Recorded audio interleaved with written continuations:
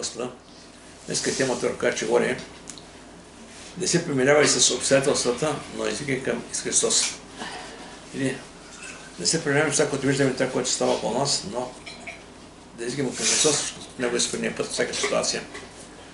Разбира се, не искам да бъда голословен, не искам да опавам върху Словото Божие. Ще дам библейски пример за това. Така точно в Марки 10 глава е описана една история. Един човек, който беше сляп, който извикаме с Христос и неща се промениха. Ще към тия неща. Когато понякога, знаете, тази земя е враг, това е дявола. И много често атакува християните. И понякога хората се преминат през какви ситуации. Това са реално факти, това са обстоятелства. Но тя знае, че има един Бог, който променя обстоятелствата. Това е по-важното. Докато той след хората се примирят с обстоятелствата, това е състоянието вече, няма проблем, това е. Не знае, че има проблем, има искрения път и това е Христос. В Коринтияни 10 така, никой изпитание не е по-силно спитание, което може да носите, но верен Бог взема изпитание да върви искрения път. Разбира се, така пример чувства глава, че Бог е верен да извърши това, което е обещал. И Бог има наистина обещание на своите деца, че той живее с тях, през всички дни случка на века, така е Христос. В Исаия и в Евреи каза, никой няма да изведе никъде да разставя. Тъжим така един случай с един човек, който чу за Христос и език към Него. Неща се промениха. И тук се казва така. Това е Марка 10 глава, последните стихове. Доходят в Ерихон и когато излиза от Ерихон, с ученици си и едно голямо множество, Тимеевият син Вартимей, един сляп просяк, седеше край пътя и като чу, че е бил назрянина, започна да вика към, казвайки: Исус, син Давидов, смири се за мене. И мнозина го момоляха да млъкне. И той още повече викаше: Исус, син Давидов, смири се за мене. И те Исус се спря и рече: повикайте го. Вика слепеца и му казват: дързай си, стани, викате. И той си хвърли в реката и се хвърна да даде при Исуса. Исус преговори и му каза: какво ще ти стори? Слепеца му рече: очил, искам да погледам. И се му рече: иди си, той трябва да те изцели. И той веднага погледна и тръгна след него по пътя. Това е една история, която наистина накратко описвам. Среща между Вартимей и Христос. Ние понякога, четейки историята, отначало знаем края, обаче, всяка една история има духовни истини, да се би желал така да ги разберем сега. Първо, малко през тази история, Христос говори на своите ученици в пътя към отива към Иерусалим. Когато бяха на пътя в Иерусалим, Исус вървеше пред тях, те се удивяваха и уния, които вървяха преди му, бяха взети от страх и като събра пак 12, почна да им казва това, което ще да го сподели, като рече: ето ние възлизаме в Иерусалим и човешки син ще бъде предаден у вас жестеници и поклониш се, и те като го отсъдят, на смърт ще го предадат на съдишници, ще му се поругаят, ще го заплюят, ще го пият и ще бъде го пит и на трите ще му изкъсне. Така аз им казвам: те вървим към Иерусалим, но той знаеше какво ще се стане там. Въпреки това, той не вървейки по пътя, той продължаваше да върши чудеса за мене. И това беше едно чудото, което направи този път. Това, че себе човек Вартимей, който беше на пътя, отиваше по пътя на нашия през Ерихон, чу език към него и получи своето изцеление. Вижте, искам да кажа, че има момент, в който човек има възможност да чуе благата вест. Има възможност да прави своя избор. Не знае колко пъти в живота му човек ще има тази възможност. Вижте, Исус много пъти минаваше през много различни места. Това е единственият път, в който всеки човек има среща с Христос лично. Чу за Него и той не пропусна своята възможност. И много често хората пропускат своята възможност, поради това, че на тази земя имат много неща и казват: сега да правят това. Едва не ме до сръбка, не ме до пока, му се кача. При 60 глава Соломон каза така: има време всяко нещо и срок за всяка работа под небето. Така че човек трябва да намери време за Господа, трябва да намери време да ходи на църква, трябва да намери време да помисли за своето спасение. Сега, като чу за Исуса, слепия човек изведнъж промени своето отношение. И нещо, което е важно, тук да размеше, какъв беше Вартимей? Сляп, просяк, седеше край пътя. Нека помислим този човек. Какво може да прави един сляп човек? като човек примерно може да борят много неща и всяка една болест реално наистина има лечение. Всичко е врагата на Бога. Но когато човек е сляп, той не вижда реалността. И той живе той само чува как хората минават, как хората си говорят. Единственият начин на живота е да проси от хората и да се надява на хората благоволение. Да имат някой да даде някой лев или нещо за храна, да може да се преживее деня. И това беше неговото ежедневие. Защото пък се ешкрие пътя. Пътя беше място, през което минаха много хора. Обаче, като чу, че бил Исус, видя, че става нещо става там. И стана много голямо множество вървеше. Бъде Христос. И той чу, че бил Христос и почна да вика. Тук има нещо, което е много уникално. Слепият просяк, тежкият път е слепият, разбра, че Исус е Господ. А тези хора, които виждаха с очите си, не разбраха този, който минава. И защо се така преляга в този свят? Хората са слепени на толкова неща в този свят. Желание за богатство, желание да живеят по-добре, желание за много неща, които им показват дявола. Дявола да заслепява реално и не могат да разберат, че има нещо над това нещо, има нещо, което е по-ценно. И това другото се приема с вяра. Но в този случай този човек започна да вика на Господа. И Исаия 55 се казва така: търсете Господа, но те може да намерите, призовавайте го, докато е близо. И това е си много хубав стих, че Господ в живота на човека идва момент, в който е близо до тях, до човека. Аз не мога да кажа колко пъти да при човека и колко стои там, но знам, че дава в същото време шанс всеки един човек. Няма да се прави преди време, когато Дерек Принс, един проповедник, много добър проповедник, беше казал така. Аз се радвам, че при Бог има един много стар компютър и всеки един човек, когато се приема на тази земя, знае пред Бога, ще е погледнат тук сега, тук и ти мога тук, аз бях тук, но ти го отхвърли. И наистина, при някой човек ще разбере, че колко много неща е пропуснал, за много неща, които не са били толкова ценни. И аз много пъти казвам така: помисли малко сега, помисли си 50 години къде ще бъдеш. И колко това, което правиш, ще бъде ценно там за тебе. И тогава ще започнеш да бъдеш по-закачен. В момента желанието за човека стремеше се мине към този свят. Повече. Обаче винаги, когато разбереш, че това, което притежаваш, или няма да го има. И това, което е по-ценно, е съвсем друго за небето. Но сега, Словото Бог казва, че той човек започна да вика. Еремия 30 каза така, 33. Извикайте към мен, ще покажа, и аз ще ви отговоря. Ще покажа чудни неща, които вие не знаете. Това е много важно вижте. Първо каза, че като извикаш, той ще отговори. Това значи, когато има вик към Бога, Бог чува, Бог вижда, Бог отговаря. Това е самата истина. Самия Исус Христос така: искаш да съдем, различни мети, Бог ще отвори. И наистина това е прогресивно да викаме. Да искаме от Господа. И този слепия човек викаше към Господа, че това беше неговата надежда. Може би чуваше сега от хората, има един, който е силен, един, който си куц, един, който е сеп. И той може чуваше, че долу някакво да мине тук през моята улица. И това беше момента, в който Исус минаваше. И като че бил Исус Назарена, започна да вика: Исус, сина Давид, смили за мен. Той имаше една молитва: смили за мен. Знаете, ще ви кажа, защо когато човек е болен, той има една нужда, една молитва: Господи, да бъда здрав. Когато човек е здрав, има много желание, има много молитви. Това искам. Аз ще съм бил в болница няколко пъти и те каже, съм виждал хора там в болницата, които имат само един въпрос: как ще дадат тази болница? Дали ще би здрав или продължен? И наистина това е въпросът, когато човек е болен. Ако човек е намъка си мисля, и да взема, и ти, съвсем други неща има около живота. Слепият човек имаше една молитва: искам да победа. И каза: сина Давид, смили за мен. Той дойде при пълната личност с една конкретна молитва. Но хората го съумреха да мътня. Сега казаха: стига мътня, стига, ама от тебе.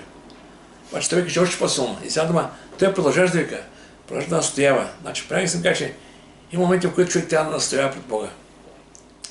Чул съм хората, ама аз се молих веднъж, два пъти няма отговор. Ще молиш други път.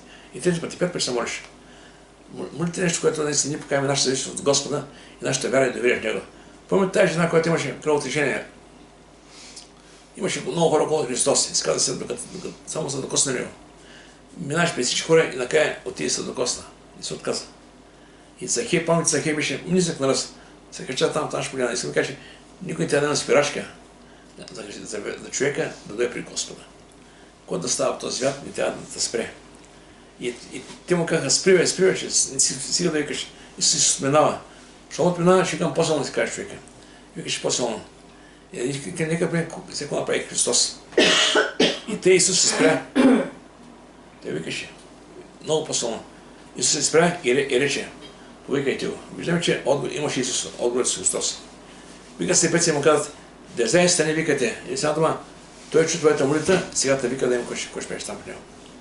И какво направи той вижте? Вика се пеца и му казват, и той се хвърли леката, скокна и дойде при Исуса. Виждаме наистина една абсолютна реакция, в която той остави всичко и тръгна при Господа. И се проговори и му каза, какво ще сторя? Пеца му рече, въобще иска да погледам. Сега думам, Исус знаеше проблема, и знаеше нуждата, но Исус искаше да чуи самия този човек, кой ще каже самия себе си. Кой беше нуждата в случая? И той каза, искам да погледам. Сега думам, имаше конкретна нужда, отправя към конкретна личност. И тази нужда наистина беше за него всичко. И въпросът е такъв сега, наистина, как той реагираше към това, което може да направи Христос за него. Може да се отчае, да каже, Исус замина, аз виках да не се обърна към мен и да спре. Но когато Исус вика към него, той беше готов, остави всичко и тръгна. Остави своето ежедневие, ако е така, и тръгна след Господа в очакване на чудото. И тогава Исус каза, иди си, твоята вяра те изцели. Виждам, че той в себе си имал вяра за своето изцеление, за своето чудо. Подобно на мисля Словото Божие, Исус каза, твоята вяра те изцели. Значи това, което се рождава, което Господ в нас, това е не нашия вик толкова, колкото вярата, с която имам при него. Матея 5 глава, пише си казва така, нещата са скролят решението, което беше при него. Дъще, твоята вяра се изцели.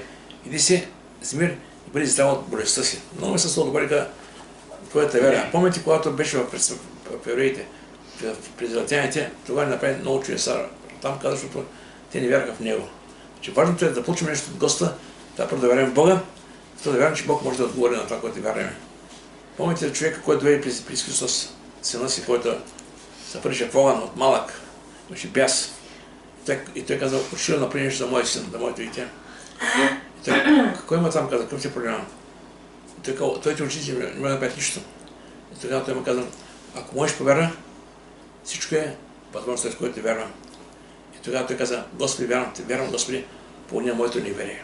Виждам, че наистина вярата си в основата на това човек да общува с Господа, да бъде към него и да получи нещо от него. И много важно, което е в самата история, той получи изцелението и веднага тръгна след него пътя. Това какво значи? Той не взема своето и се отиде. Ще кажа защо. Помните истината прокажени. Истината бяха болни. Истината е към Господа. И видим, когато той каза, идите бъдете изцелени, всички пътя получиха изцелението, всички на пътя.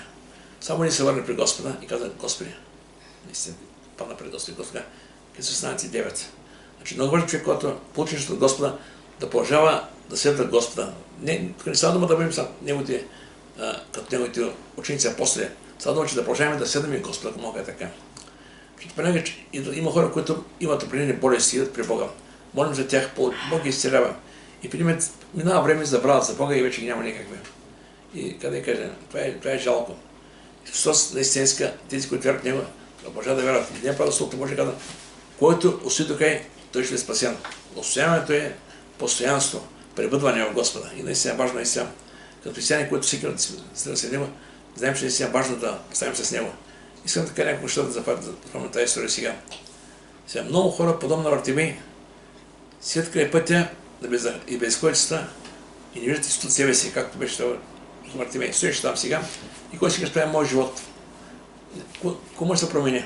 Кажете ми, сляп съм, това не е по моя вина. Кой мога да променя аз? Тук стоя и прося. И всеки някой минава, ми дай някой лев. И в моята лев всеки така ще прекарам живота си. Но дойде Христос. Извикам Христос и ще се промениха. Искам да кажа, че никой не мисли, че твоето състояние това е последната точка. Значи, че има Бог и Бог има изходен път тогава, когато изискаш към Него. Да, може да не го разбираш. Знаеш какво ще стане, но той има изходен път. Сега причината, пред това, че много хора да пропускат, когато им се мина покрай тях, причината има лукав, има дявол. Каза така, но ако благословието, което проповядваме е покрито, то е покрито за тия, които погиват. Си невярващите, чието ум Богът на тъжите се слепил, да не могат да ги зали светлината с славното благословие на Христа, който е връща на Бога. Виждам, че има един от тези смят, дявол. Неговата работа е хората да имат много неща в друг свят, други ценности, да не вярват в Господа, да могат да говори като сирия към камара, това е самата истина. Но Бог показа милост и Бог се не се разпасят. И сега, когато човек чуе за истина, не трябва да пропусне възможността да среща с него. Лично. Ще ви кажа, защо наистина при него говорим на Господа, каним хората на църква, на общиня. И казват, аз ще дойда, аз знам за Бога, аз съм чел Библията. Много пъти ми казват, аз съм чел Библията, цялата Библия. Как щеш? Има хора, които са вярващи и не са чели Библията цялата, а един вярващи ми чете да ме извинява. Чели се тук някои работи. И казвам, знам Библията. Ако ти знаеш Библията, ще познаеш Бога, ще знаеш кой е този, който стои там, за всичко това нещо. Важно е, когато чуем Богата вест, човек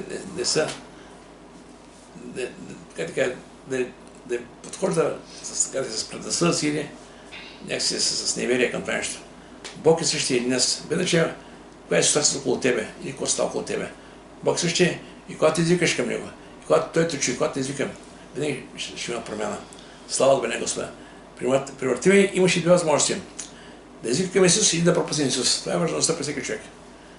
Чуваш Богата вест, или я приемаш, или се правиш, не я чуваш. И това е твоето решение. И не един, как ще получиш това, което си избрал.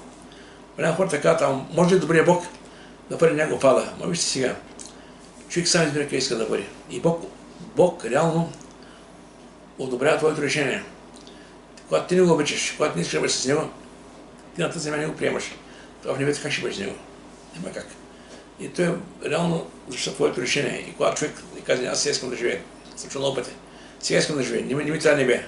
Защото ми трябва, няма бъдеш небето. Сега този слепия човек извика към Исус Христос. И той едва ли очаква, че вече прогледа, но извика към Него.